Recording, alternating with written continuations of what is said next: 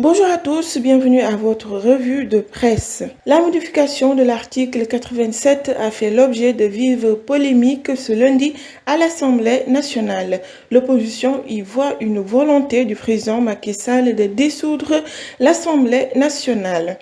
La raison pour laquelle ils ont tous rejeté cette loi. D'après le docteur Malick Diop, le président Macky Sall a décidé de retirer le texte. La modification de l'article 87 n'est donc plus à l'ordre du jour.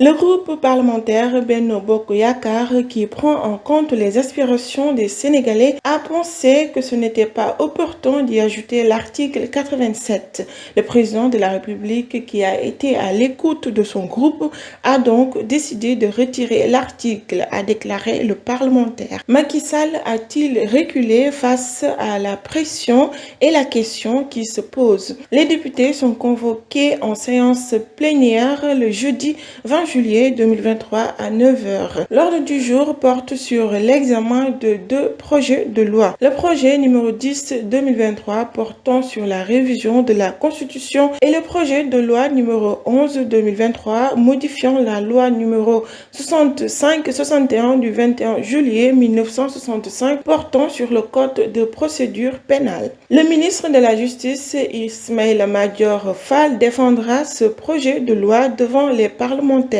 En marge de conférence de presse organisée par le groupe Yewwi Askan Wi hier, Guy Marius Sagna a dénoncé les circonstances de l'arrestation de Birame Souleye Diop, président du groupe parlementaire de Yewwi Askan Wi. Il l'assimile à un détournement de procédure. Retour de parquet pour El Malick Ndiaye, il est déféré au parquet de Dakar le lundi suite à son arrestation. Le dimanche, il a été placé en garde à vue après son audition pour nécessité d'enquête.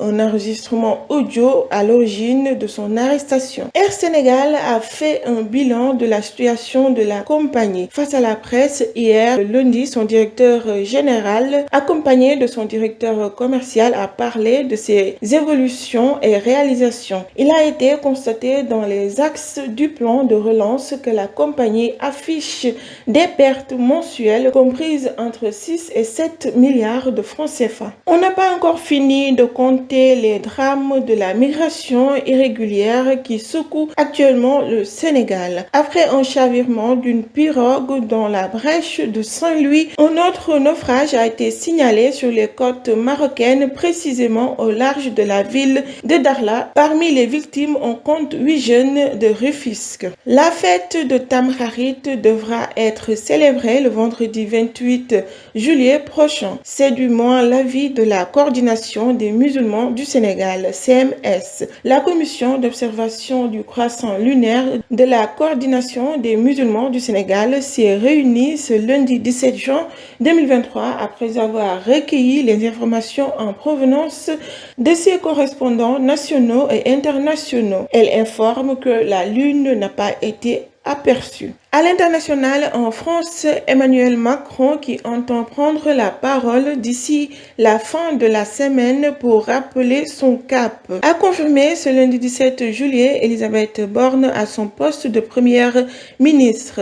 Cette dernière souhaite désormais procéder à des ajustements au sein de son gouvernement. Borne fait savoir que le gouvernement sera remanié. On termine avec le sport. Après avoir déposé un certificat de guérison, le lutteur gris Bordeaux fera face à Ama Baldé, un combat calé en octobre. Hier, c'était la cérémonie de remise du drapeau national aux Lyonnais qui sont prêts à partir pour Kigali au Rwanda, où elles vont disputer l'Afro-Basket du 28 juillet au 5 août 2023. Les Lions du Sénégal ont reçu ce lundi soir à la primature des mains du ministre des Sports le drapeau national. À l'occasion de la cérémonie, Amadou Ba a déclaré que le Sénégal doit revenir sur le podium et remporte le trophée continental à Kigali. Le vendredi 14 juillet 2023, une date qui restera gravée dans la mémoire de Benjamin